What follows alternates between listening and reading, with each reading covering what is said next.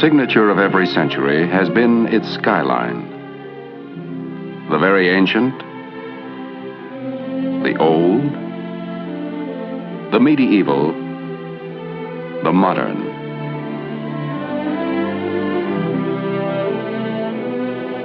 Imprints of man's never-ending path of progress, silhouetted against the ageless canvas of the sky.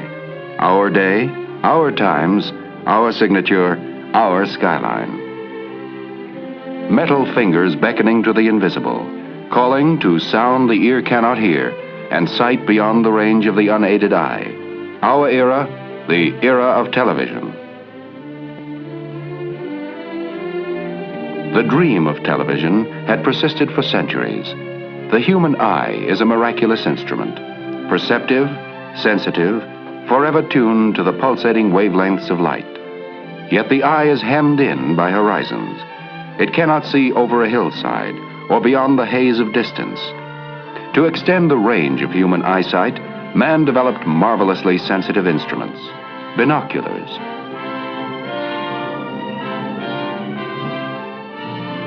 Giant telescopes to probe the furthest span of space.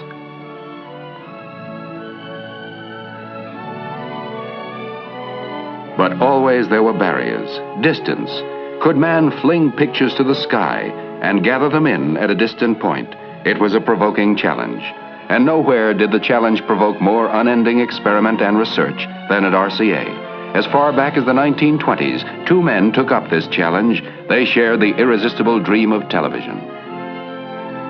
Дэвид Сарнова, chairman of the board of RCA. Dr. Vladimir Zворыкин, honorary vice president and technical consultant of RCA. Dr. Zворыкin, every now and then I like to put the calendar back and remember another important occasion when you came to my office. You were a good salesman, and I was a good dreamer. We talked about broadcasting moving images by electronics. And I remember that I asked you what it would cost to develop an all-electronic television system. Do you recall your estimate? Of course I remember. I asked something like $100,000. Your estimate missed by quite a bit. It cost RCA more than $50 million to create, develop, and introduce America's first all-electronic television system. And since that time, as you know, RCA has spent another $70 million to pioneer and develop the compatible color television system. But how well that money was spent. We succeeded in extending human sight far beyond the horizon. Yes. This is wonderful thing about television. The extension of our sight.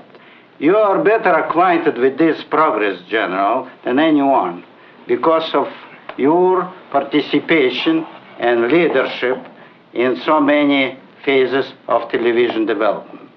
It was nearly 30 years ago that I came to your office with that tube, the first eye of television. Yes, I well remember it. Nearly 30 years ago. And what a great invention this tube has become. It certainly has fulfilled its destiny. Well, General, this is the grandfather of the pickup tube. Do you want to see the newest grandchild? Well, I'm all for grandchildren. Let's have a look at it. Well, here it is. Well, this certainly looks very interesting. What do you expect this grandchild to do? Well, that's what we call miniature Vidicon. And I hope eventually it will replace all the existing pickup tubes for all the purposes. Well, that's very interesting and certainly very promising because what we need to do is to reduce the size and the cost of these components so that television, color television, both at the transmitting and the receiving end, may be within the reach of everyone. That is my hope. The turning point came in 1923 when Dr. Zворыкин invented the iconoscope. This tube, after years of further development, became the image orthicon, the electronic eye of the modern television camera.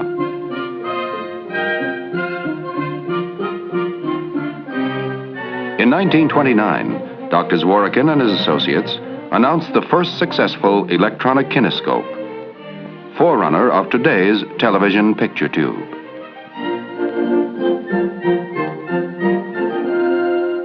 The circuit was complete. All electronic television was achieved. It worked. How? The lens of the television camera acts like the iris of the human eye. It gathers in the light rays and focuses them on a mosaic of light-sensitive material that is built into the picture tube. The light-sensitive material converts the light into electrical impulses, a reaction varying with the strength of the light. The optic nerve of the camera picture tube is the electron beam, controlled by electromagnets.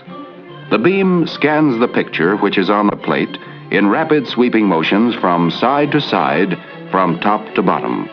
When the beam hits the image, it loses varying amounts of electrons and then bounces back to the opposite end of the picture tube, where it is amplified millions of times.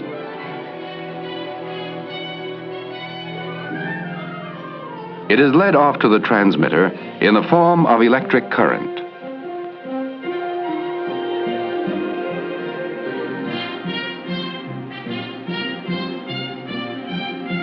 The signals are broadcast as radio impulses into space.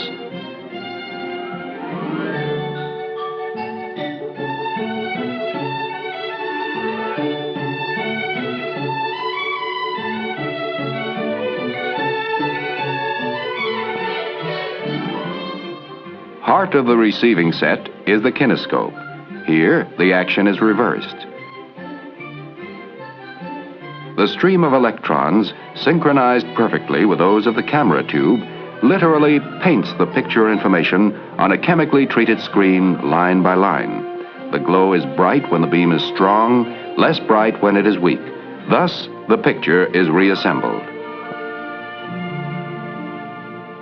1931. Atop the Empire State Building, the National Broadcasting Company, a service of RCA, erected the transmitting antenna for experimental television station W2XBS.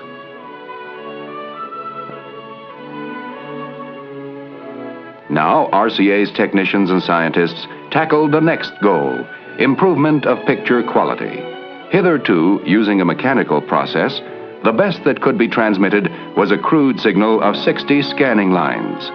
RCA turned to the new science of electronics, discarded the mechanical spinning disc, and soon doubled, tripled, then tripled again the scanning lines. Now television was really on its way.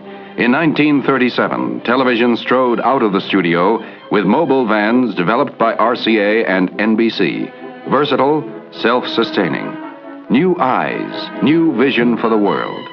A man could sit at home, yet his eyes could scan the countryside. A bright new era dawning, a new dimension in communications. Distance reduced to microwaves, walls, barriers, mountains erased. Television, the ultimate triumph in man's search for sight beyond the range of the human eye. 1939. Television is ready to make its official public debut. The setting could hardly be more perfect. The New York World's Fair. Its theme, the world of tomorrow. And the world of tomorrow became the world of today.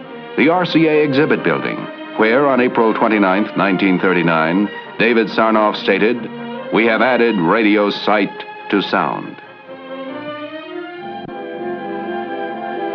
NBC cameras probed, explored, scrutinized. Viewers watching the 3,000 television sets then in New York saw the first president ever televised, Franklin D. Roosevelt, officially opening the world of tomorrow.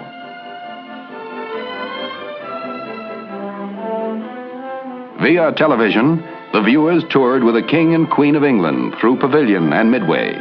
Day by day, television produced new adventures, new vistas, new excitement, new thrills. NBC presented the first baseball game ever televised, August 1939. 1940, the nerve-tingling drama of a national political convention, the first ever televised. Philadelphia and New York were knit together by the electronic miracle of television.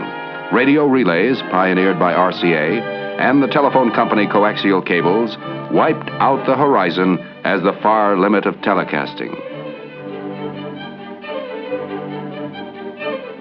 Still in the trial and error stage, television began studying its own future as a tremendous new medium of entertainment. The first programs were simple, unpretentious, proving grounds for technicians, cameramen, directors, writers, and performers. Slowly, the know-how was gained. Bit by bit, creative imagination began to give form and substance to the new art form called television.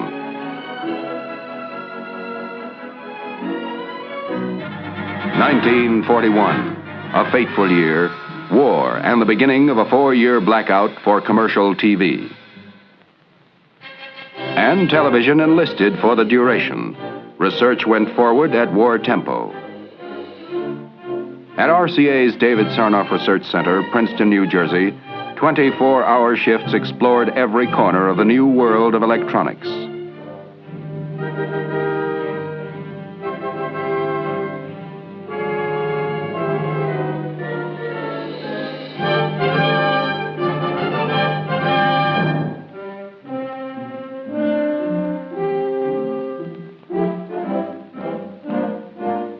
For submarine detection, the sniper scope that made it possible to see a target in darkness. Thus, the progress of perhaps a peacetime decade was compressed into 4 short years.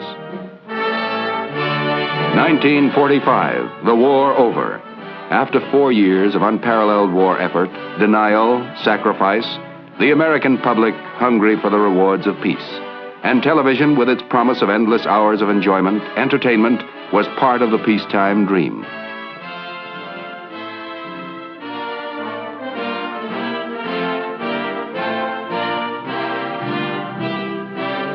RCA, although 1949, an historic television first, a presidential inauguration. As Harry Truman took the oath, the event was a dynamic industry employing more than 1 million. Television, an unparalleled blending of science and art, invention and engineering, private incentive and public service. By television, American business has found a most effective advertising medium, and in turn, advertising has provided the resources that sustain the standards of programming and permit the never-ending research that is the heart of the television industry.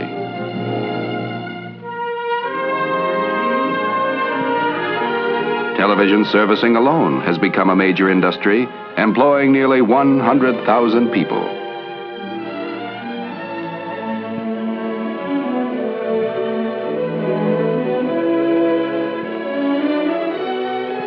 Yes, in little more than a wink of time, television has entered our homes, our lives, imprinted new silhouettes on our skyline. And all this has been just the beginning. There was still another dream to be realized. Still another dimension to be added. Black and white television had been the herald.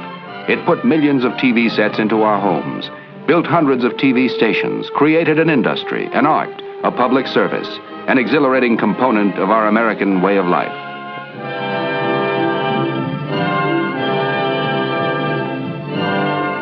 It provided the foundation for the next giant step forward.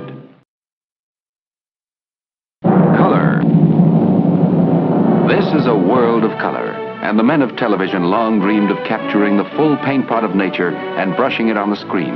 How could it be done? It was not an easy triumph, as General Sarnov recalls. When we first began to think of television in the early 20s, we would have been content if only the rose could have been televised in black and white. That miracle had no sooner been achieved when the eye, sensitive to color, observed that the rose in monochrome lacked its true beauty, and the cry went up for color. Never had scientists been put under such pressure and demand. It has been my privilege and a fascinating experience to watch the scientists at work on color television. I marvel at their accomplishment in bringing into focus the principles of radio, optics, electronics, photography, chemistry, and many other essentials so that they might all work together to make color television practical. I congratulate the RCA scientists, researchmen, and engineers who pioneered and developed this new science and art, and then created the compatible color television system and the famed color picture tube. Color. Color, the touchstone of reality, the vivid, pulsating miracle that gives substance to shadows, beauty, grace, and enchantment to a picture. Problem: how to harness a stream of electrons for color. Early, General Sarnov had set forth the fundamental goals for color television. First, it must be all electronic. Second, it must be completely compatible. These were the goals. The road was long, difficult, but it led to one of the historic inventions of our times, the RCA tricolor television tube, the tube with the heart of a rainbow. The lens of the color television camera collects light rays in full color from the scene being televised. Within the camera, an ingenious system of mirrors breaks down the light rays into television's three primary colors: blue, green, and red. They are focused through the lens system to the special camera tubes provided for each primary color, and the primary color signals thus produced are simultaneously processed for transmission. By the miracle of compatibility, color programs can be seen on standard black and white sets without any change or adjustment.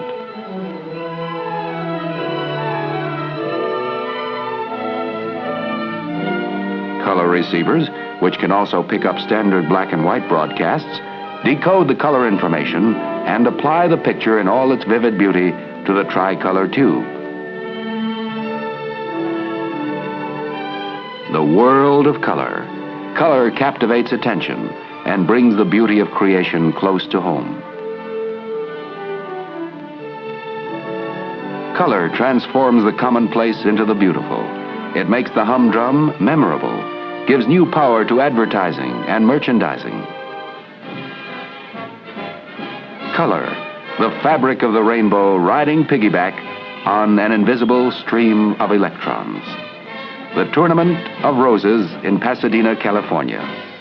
Telecast in color by 21 stations of the NBC network in the first west to east transmission in color on New Year's Day, 1954.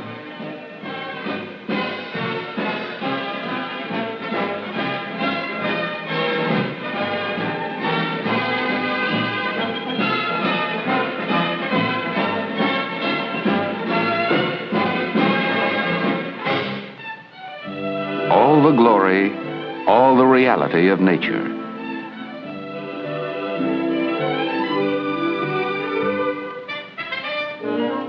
With the added dimension of color, television programming probed new horizons. Once again, technicians and artists accepted the challenge. In an incredibly short time, they had devised the techniques to integrate color into television programming. An old word took on new color, new meaning.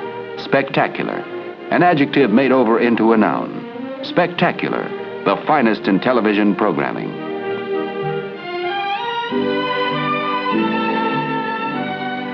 Into the home came the greatest in drama, such as The Four Poster, starring Hume Cronyn and Jessica Tandy.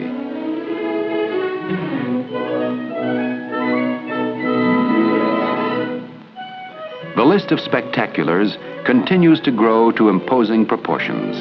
An entirely new adventure and entertainment for the American public. For pioneered and developed by RCA, is counted as one of the outstanding scientific and artistic triumphs of the 20th century. it has added a new dimension to the entertainment arts and has intensified television as a social and educational force.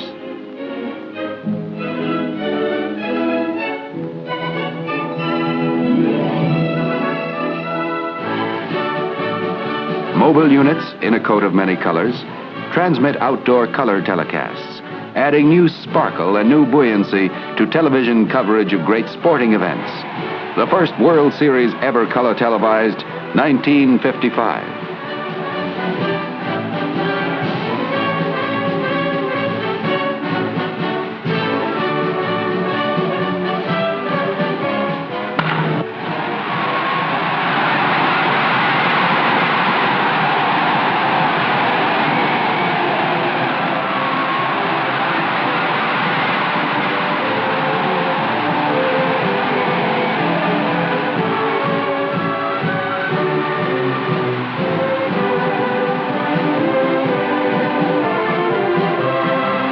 Another color television first, the Davis Cup matches, 1955.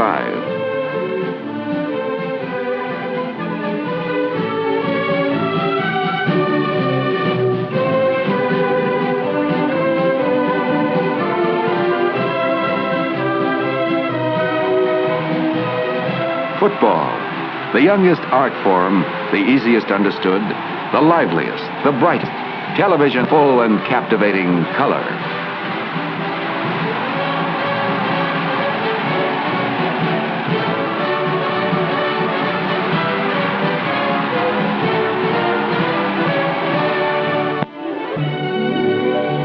For I dipped into the future far as human eye can see, saw the visions of the future and all the wonders that would be.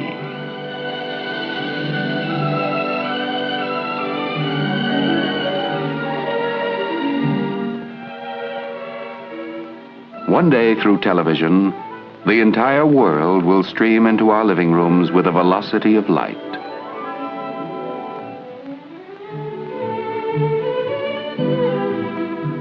Not too far beyond the horizons, international television, to span oceans, capture all the vivid beauty of far lands, bind people of all nations tight together by better understanding, better knowledge, through instantaneous communication of sight and sound.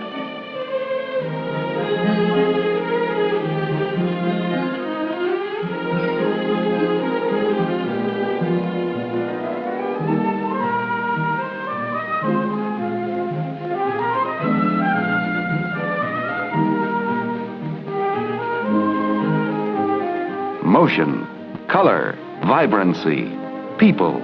In the twinkling of an eye, it is caught by the lens of the color television camera, transmitted by invisible waves to all points of the compass. Atop 1 million homes, antennas pluck the pictures from the sky, and a flick of a switch or the turn of a dial, the scene reappears on the television screen. To perform this split-second magic with true fidelity of color, of sound, of reality, this is the wonder of color television. Compatible color television, an historic example of RCA's continuing efforts to open new horizons of electronics for living. Electronic, easier and safer.